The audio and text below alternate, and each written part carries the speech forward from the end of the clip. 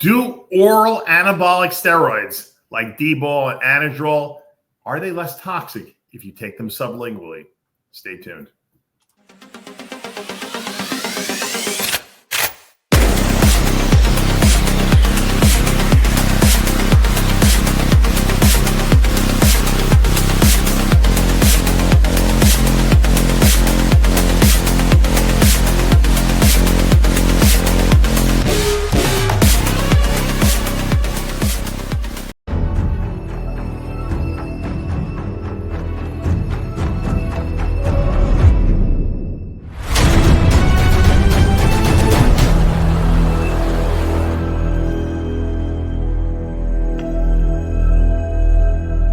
I created Species Nutrition with one mission in mind: to provide bodybuilders and serious athletes with no-nonsense supplements that work. I put my name and reputation on every bottle of Species Nutrition products. If you want to be your absolute best, join the evolution.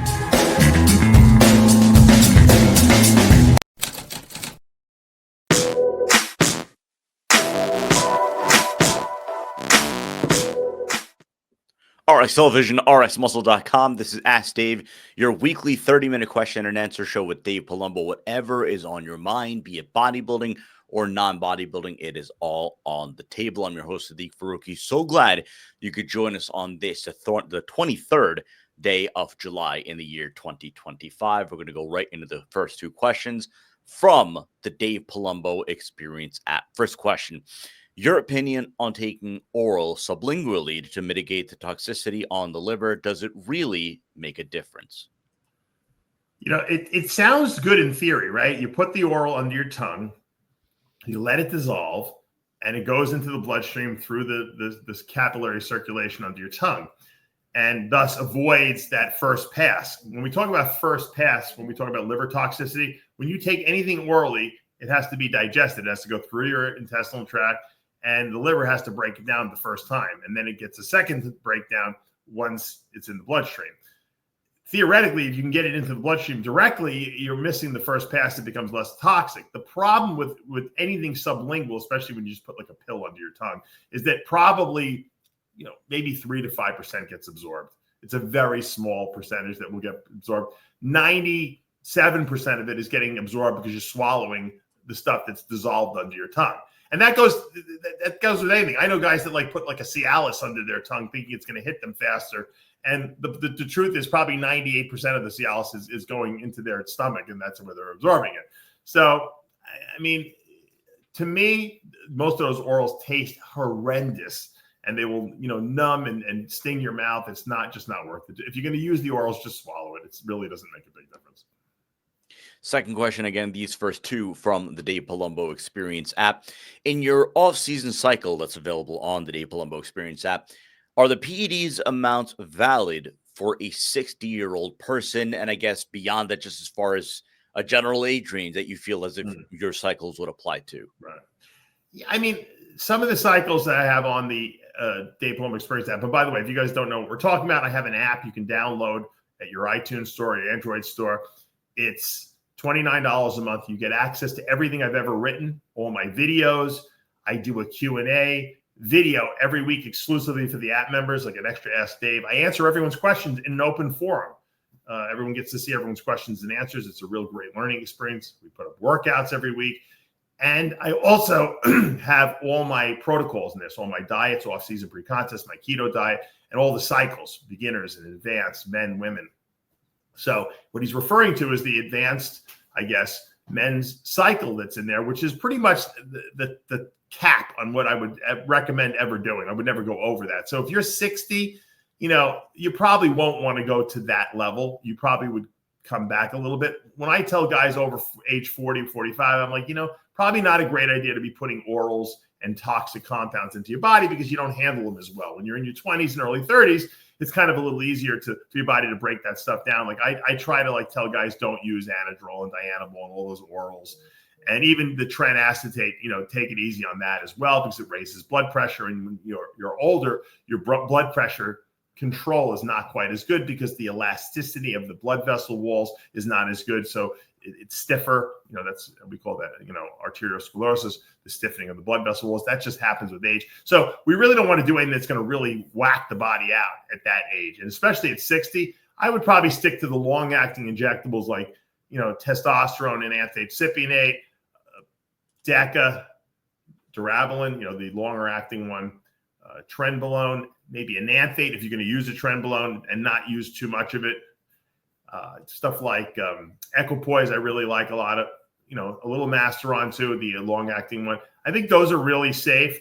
So but I would stay away from the orals and the super high dosages. Once again, if you're a competitive guy who's like I was at Masters Nationals this past weekend, and there are some 60-year-old guys that are really super competitive. They're still competing at a high level. They're going to do pro shows after they get their pro card. Those guys are going to push the envelope a little bit more. But still, I would still stay away from the short-acting stuff and the toxic stuff and anything that's going to raise blood pressure too high.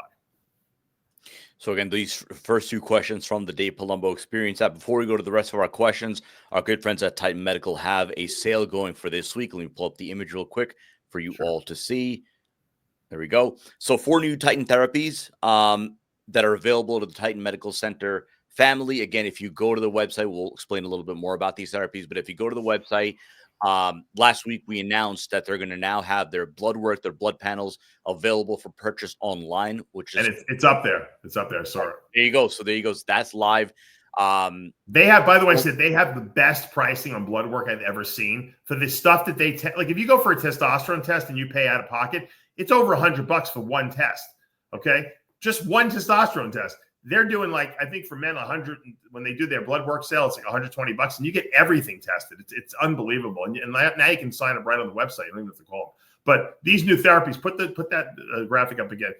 They're offering now Nandrolone if you have joint problems. So if you have orthopedic issues where you have sore joints, knees, shoulders, whatever, you can get Nandrolone, which is Decadurabolin, of course. Melanotan, which if you want to get some color into your body, they have that available now. So there's no reason why any of you guys are pasty white before you get tan now. The 5-amino-1-MQ is actually something that raises NAD plus in the body. So I take injectable NAD plus. This actually is something that will actually increase your natural endogenous NAD plus. You can take both or one or the other. Try that out. And the as well as the CMAX is another really interesting compound because it actually raises cognitive function. It makes you think better. It was a Russian drug originally developed for people who were losing their memory, and it's supposed to give you I haven't tried it yet, but it's supposed to give you some very good cognitive clarity when you take it. So great new therapies. So again, if you go to titanmedicalcenter.com, we will confirm as far as purchasing blood work online if our promo code is active or promo codes apply to that, but we'll figure that out. Nonetheless, call them up, go to the website, hit the contact form, mention Dave Palumbo, mention RxMuscle, and they will hook you up as we go to the rest of our questions. How do I know it's time to up my dosage while on a cycle? And ideally, by how much should one increase these compounds? I'm assuming he's asking you, meaning if he's a beginner or maybe a guy who's starting out, he's not using a high dosage. Because I think at some point there's a threshold amount that's ideal. So if you're at a level where you're not a beginner, and you've been doing this for a year or two or more, I like I said, ideally to put on maximum muscle with minimal, with mitigating side effects as much as possible. I like 1,000 milligrams of testosterone a week. I think that works ideally to build maximal muscle, but without excessive side effects. And I like to combine it with an anabolic, and usually I change the anabolic every 6 to 8 weeks. So I might start out at DECA for 400 or 500 milligrams a week. Then it might go to EQ, 400 to 500 to 600 milligrams a week. Then it might go to Tren and Anthate, 200 milligrams per week. And I'll kind of rotate through that. Some people who can't do Tren, I might use Masteron, even in an off-season scenario, because I do like that as well, maybe 400 milligrams a week. So that's kind of what I find is ideal. And if you could throw some growth hormone, if you could afford some growth hormone on top of that, 2 to 4 IUs a day, to me, that's an ideal cycle. You're going to put on some really nice mass with that. And the trick is, once you've been doing it a while, there's no reason to start off at 500 milligrams a week and build up. because these compounds are long acting anyway. Just start at whatever the dosage is. So if you're on 1,000 tests, start at 1,000 tests a week. If you're at 500 EQ, then start at 500 EQ a week. Now, if you're just starting out and you're a beginner and you're going to be like, you know what, I did a cycle of Anavar and Winstrol, now I want to move up to EQ and DECA, you might, do 200 milligrams of each or 300 milligrams of each a week and build up that way. But once you're established and you're using cycles, there's no reason to say, okay, I'm going to start at 500, then I'm going to jump, because you're wasting time when you're on the 500. At this point, you want to have the maximum effective dosages and go with that for whatever it is, 16, 18, 24 weeks. So last week we did, we released the episode with Dr. Todd Lee, episode of Guru Talk, which got a great reception, great positive reviews. So we will be doing more of episodes with Dr. Todd Lee, but then also more Guru Talk episodes. We know how much you all enjoy these conversations that Dave has with some of the brightest minds in all bodybuilding, discussing the deep science and everything. So we'll certainly be doing a lot more of that. So the question based out of the episode is that Dr. Todd Lee said that subcutaneous injections are for wusses. Does that apply to GLP-1 medication as well? Would GLP-1s be more effective intramuscular or subcutaneous in your call? Well, I think what he was referring to is the fact that oil-based anabolic steroid should not be injected subcutaneously. And I've been saying that for years too. I think it seems like every so many years, people try to reinvent the wheel. And who would want to be injecting all that oil under your skin? You want it in the muscle. If you're doing if you're microdosing 10 units on an insulin syringe, you can do that under the skin. It's not going to make a big difference. I still wouldn't do it. I would still do it in my shoulder. But regardless, it's easy. But if you're taking 3 cc's of a cc of test and a cc of EQ and a cc of something, you got to put it into the muscle. Or it's going to have these huge lumpy welts under the skin. And it takes a while for that stuff to get absorbed. So I don't know why anyone would do that. So I completely agree with him on the fact that you don't want to be injecting, oil-based anabolic steroids or water-based anabolic steroids under the skin. Definitely, it's a bad idea. However, water-based stuff, that's not even water-based drugs, protein hormones that are in water, which basically look like water when they're mixed, HCG, GH, IGF-1, insulin, the GLP-1 agonists like semaglutide and retatrutide. Those are very small amounts of water you're basically injecting. And you can do those into the muscle. You can do those under the skin. It doesn't matter. The absorption rate is exactly the same. And there's nothing wrong with that because it's water. So water is basically just getting absorbed. And it's very, very quick, whether you do it subcutaneously or you do it intramuscularly. It's really up to you. So no, he wasn't referring to, I think he was just referring to the anabolic steroid injections themselves. Question about fat loss. What is the average optimum amount of fat loss per week that a natural athlete or someone in the general population should be aiming for while prepping or dieting down? Yeah, it's a good question because when you first start out the first 2 to 3 weeks, sometimes you can lose a lot of weight because there's a lot of water weight loss. And as you deplete glycogen, remember, carbs are stored as glycogen with water. So when you start reducing the glycogen stores in the muscles and the liver, you lose a lot of water with it. So I've had guys lose 15, 20 pounds the first 2 weeks. And, sometimes if they don't know better because they haven't done this before, they freak out, but that's just normal. But once that water weight is gone, usually 2 to 3 pounds a week, I would say 1 to 3 pounds per week is ideal. 2 to 3 is great. 3 is like rock star status that you're really burning fat at a really good rate. And it really also depends on how fat you are. So if you're really grossly overweight, and I have a lot of bodybuilders come to me, they have a lot of body fat on them. They're going to lose faster than the 3 pounds per week. Usually they might do 4.5 pounds a week, 5 pounds initially until their body weight gets down to a normal body fat. And then it slows down. That's just normal. That's just expected, so usually, like I said, 2 to 3 pounds is the average. And that usually means that if you're doing that on a regular basis, you're probably losing zero muscle. Sometimes you might actually be gaining muscle, and that sometimes will affect the scale weight. Because think about it, if you gain a pound of muscle during the course of a week and you lose 3 pounds of fat, the scale would only shift 2 pounds. So sometimes you're actually increasing muscle mass, especially if you've been off cycle or maybe you had an injury and you couldn't train the way you wanted to. But I always tell people 1 to 3 pounds per week is ideal. We're not machines, so you have to take this into account. You're not going to lose the same amount every single week. Although I've had people I've worked with are very consistent and they do lose, the same. But usually on a regular, some weeks you lose more, some weeks you lose a little less. It averages out to about 2 to 3 pounds a week. Another GLP related question. There are some warnings about GLP-1 slowing absorption of meds. So things like pill, HRT are affected. Would this also affect blood pressure medications and any kind of orals or supplements that you're while on them? So I guess GLP-1 slowing down absorption. Yeah. Well, yeah, GLP-1s slow the transit of the digestive tract. So anything that you orally ingest will potentially be absorbed at a slower rate than it normally is. Doesn't mean it's not going to be absorbed. It just means it's going to be slower. Okay. If you're taking an injection, however, of something, it's not going to slow how that drug works. So think about it. If you're injecting a GLP-1 agonist like Mounjaro, okay, it's in the bloodstream. It has nothing to do with your digestive tract. However, if you're taking a blood pressure medication, thinking that normally it takes, 20 minutes and then it kicks in and your blood pressure goes down, maybe it takes an hour now for it to kick in and go down because your digestive tract is moving at a slower pace. And that's why every single person who takes a GLP-1 agonist should be on lipolyze.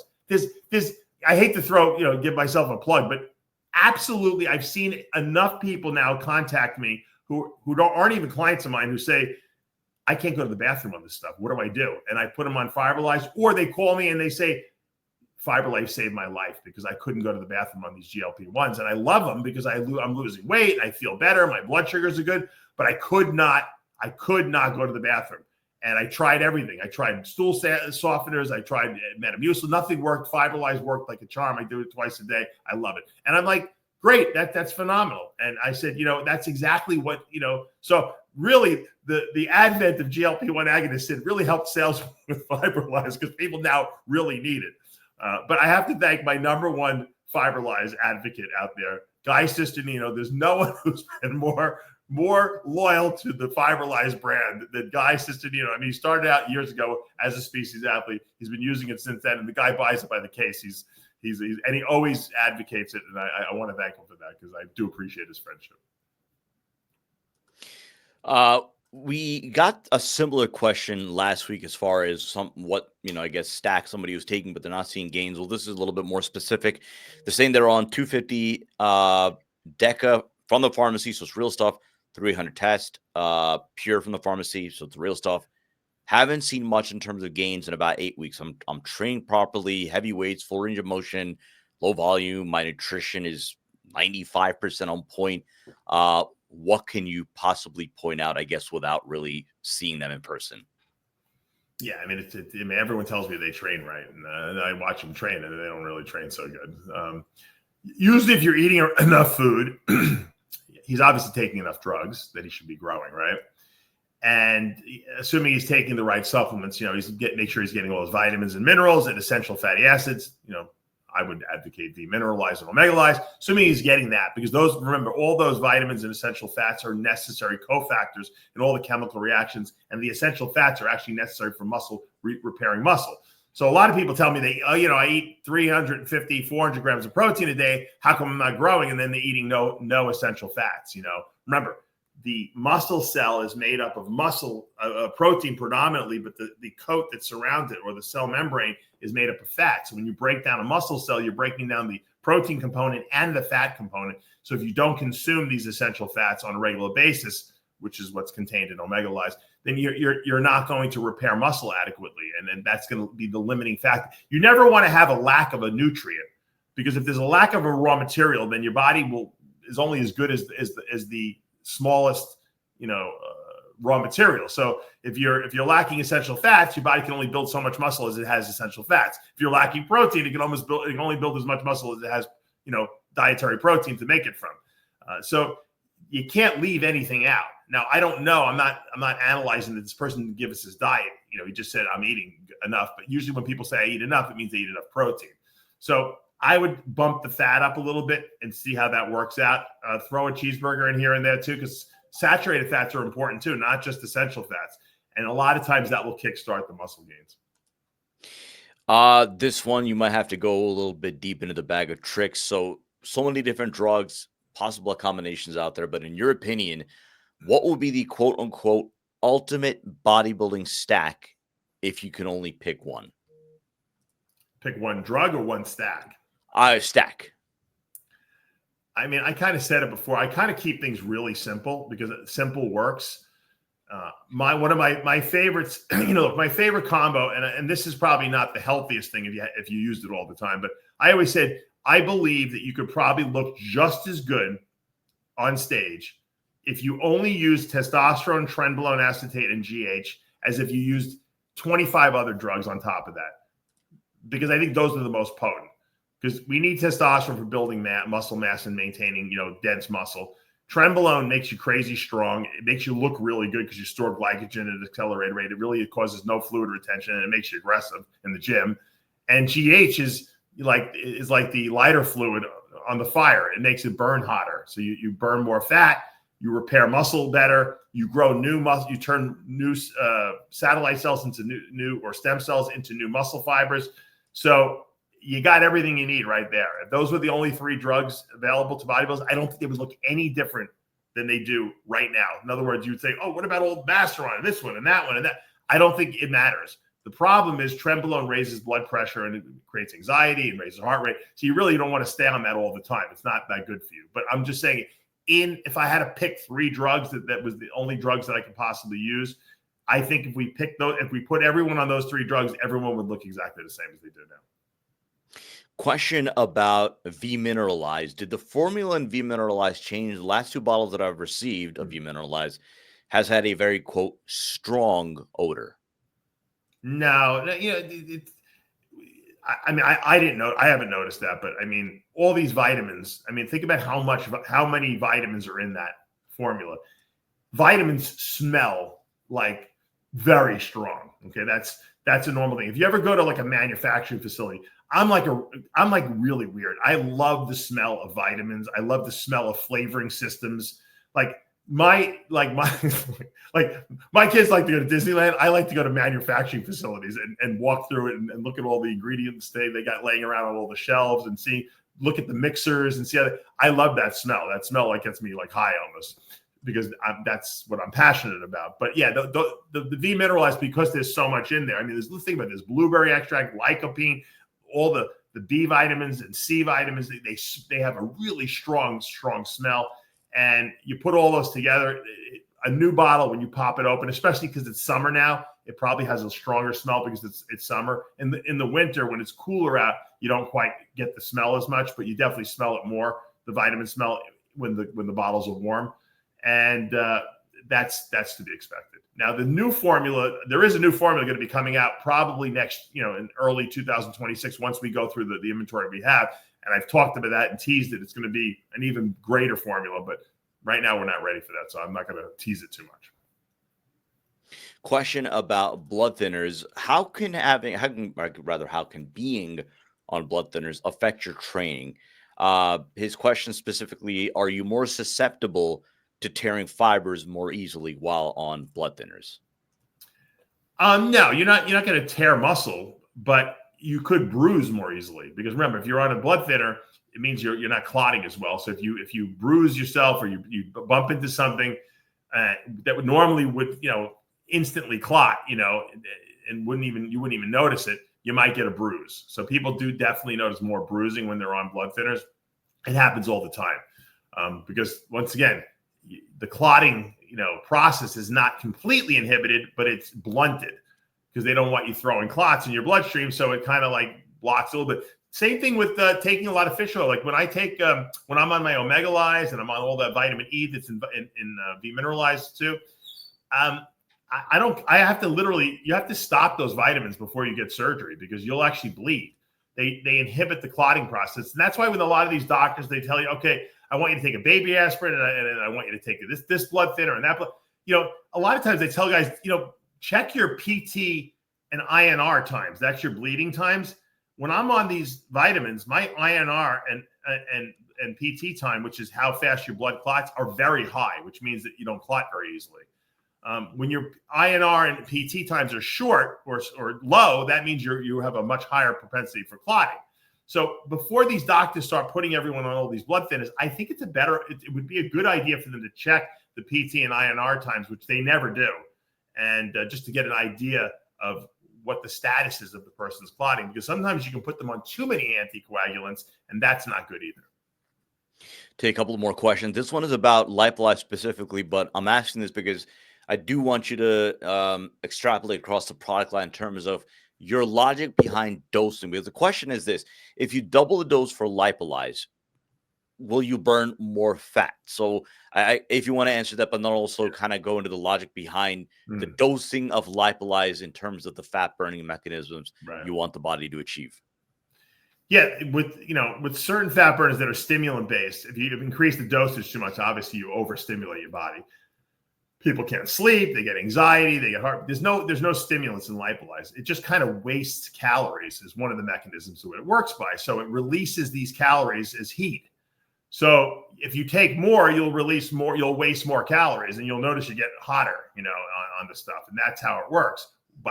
The other mechanism is it inhibits appetite by sensitizing leptin receptors in the body. Now, leptin is the hormone your body releases to tell your body it's not hungry anymore. But a lot of times people have enough leptin, but they don't have enough leptin receptors in their body. So they don't respond to it. So they always feel hungry.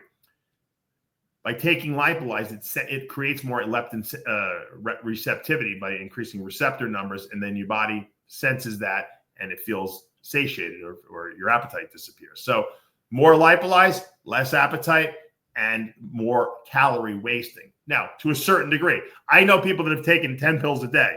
I don't usually recommend it because I don't think it's necessary, but I usually start people off at 1 pill 3 times a day with meals and work them up to 5 pills a day. But in extreme situations where you have, maybe a week or 2 left for a show, you can definitely use more. But on a regular basis, I don't think it's necessary. Take one more. May sound simplistic, but again, people have questions about HGH and the best applications of HGH. HGH for bulking or cutting, which would you get the most bang for your buck? I think you get bang for your buck in both situations. I always tell people, in my mind, GH is not the greatest fat burner. Like, I know a lot of people say, taking growth hormone because I want to get leaner. I said, well, if you really want to get leaner and you're picking something, I would take clenbuterol and or T3. It's a lot cheaper, number one, than GH. GH is really expensive, and it works a lot better than GH at burning fat. Now, GH does have a fat burning effect. It directly mobilizes fat, but it's not like, oh my God, I'm so lean.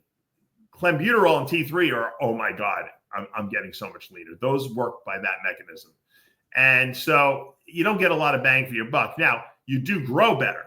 But the thing about GH, and I've been saying this for years, and I think a lot of people just don't get it, is that it's a long-term commitment drug, meaning that I see these guys, and even Dr. Todd, I don't agree with him, and you saw I didn't agree with him. They're into like taking 12, 20 IUs of GH a day. First of all, I don't know anyone who could afford to take 20 IUs of GH a day. And if you can, all you're doing is creating more insulin sensitivity, more insulin resistance in your body, okay? Because it works antagonistic to insulin. So you're going to have high blood sugars. You're going to get much more bloating, numb hands. You're going to get a lot more side effects because your body can only release so much IGF-1 in response to taking GH. So while GH is a great recovery tool, it definitely will increase muscle mass and the potential of more muscle because it activates stem cells and turns them into new muscle fibers. It's more of a long-term thing, type of thing. It doesn't happen in 2 weeks. It doesn't happen in 6 weeks. The longer you're on it, the better the results. So that's why I've always advocated a lower dose over longer duration. So rather than take 10 IUs a day, take 3 or 4 IUs a day and take it every single day for a year. And you'll see, with your anabolics, you'll see growth and recovery, and you'll see tremendous benefits from it. The guys that take 20 IUs for 8 weeks or 10 weeks or 12 weeks, that's all they can afford. They get really big real quick because they look like they're bigger because they're bloated out of their mind. And then when they go off it, they lose all that water weight. They realize they didn't really gain that much, and they took a lot of drugs. So I'm not a big advocate of high dose GH. I'm more of an advocate of moderate dose GH over a long period of time. If you're looking for fat burning, however, it's too much. It's too expensive to get what you're looking for. You're going to be very disappointed. That's going to do it for this episode of Ask Dave. Reminder, all new episodes of Heavy Muscle Radio, Dave and Chris Aceto live together in Pittsburgh, Pennsylvania, after pretty much an entire week there with the 2025 Teen Collegiate Masters National Championship, which, again, congratulations to Fareed Muhammad Aceto, Chris Aceto's son, sweeping the Teen Classic Physique overall, as well as the Teen Bodybuilding overall. And, of course, a big shout-out to our guy, John Hansen, at the age of 62, winning his pro card. So a great week. And obviously, if you catch up on our Instagram, you see Dave, you see Chris, and just about, everybody, big notable names there, obviously. So again, check that out. Coverage of the 2025 Masters Nationals, Teen Nationals is on the channel as well as yesterday's episode of the After Hours podcast. And then again, I'll put the tag up here for the Dr. Todd Lee Guru Talk from last week. Very popular episode. Go check it out. Wealth of knowledge between Dave and Todd. So we'll do future episodes with him and then future episodes of Guru Talk as well. For Dave Palumbo, I'm Sadiq Faruqi. We'll see you next time.